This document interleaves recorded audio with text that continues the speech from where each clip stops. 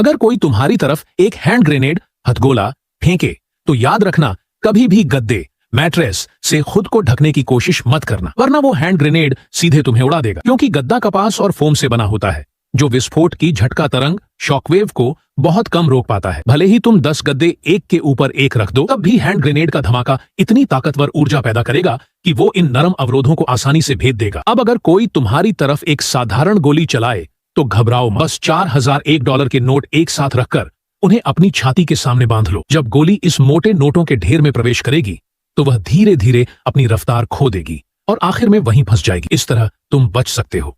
अगर तुम्हारे पास इतने पैसे नहीं हैं तो बुलेट प्रूफ जैकेट बचाव कवच पहन लो। जब गोली उस पर लगती है तो उसके अंदर की कई परतों वाली फाइबर लेयर्स गोली की ताकत को फैला देती है, जिससे उसकी गति कम हो जाती है और वह आर पार नहीं जा पाती।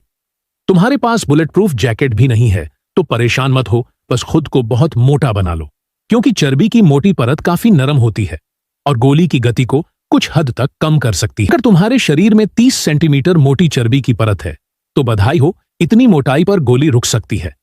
अगर तुम किसी लक्ष्य पर कुल्हाड़ी एक्स फेंको तो वह आमतौर पर उसमें जाकर फंस जाएगी, लेकिन अगर तुमने किसी धातु मेटल पर निशाना लगाया तो सावधान रहो, क्योंकि कुल्हाड़ी गलत कोण से टकराकर उछल सकती है और उल्टा तुम्हारे ही सिर में घुस सकती है।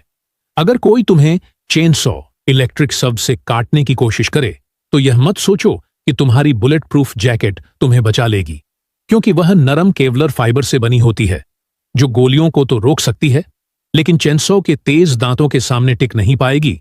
वो आसानी से तुम्हें 2 टुकड़ों में बांट सकती है।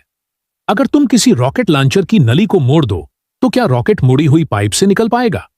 जब तुम फायर करोगे, रॉकेट पाइप की दीवारों से टकराकर वहीं अटक जाएगा।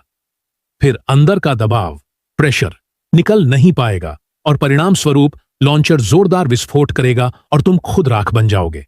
अगर तुमने एटम बम परमाणु बम फोड़ने से पहले किसी फ्रिज रेफ्रिजरेटर में छिपने की कोशिश की तो यह मत समझना कि तुम बच जाओगे, क्योंकि एटम बम का विस्फोट और उसकी गर्मी की विकिरण थर्मल रेडिएशन इतनी ज्यादा होती है कि कुछ ही सेकंडों में तापमान हजारों डिग्री तक पहुंच जाता है।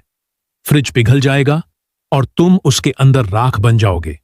अगर तुम जिंदगी भर अपने नाखून नहीं काटो तो तुम्हें लगेगा कि वो कुछ सेंटीमीटर ही बढ़ेंगे, लेकिन असल में एक इंसान के नाखून हर महीने लगभग 0.3 सेंटीमीटर बढ़ते हैं। अगर कोई 80 साल तक जिए तो उसके हर उंगली के नाखून की लंबाई लगभग 3 मीटर तक पहुंच सकती है। सोचकर हैरान रह जाओगे। अगर तुम अपनी पूरी जिंदगी की लार सैलाइवा इकट्ठा करो तो शायद सोचो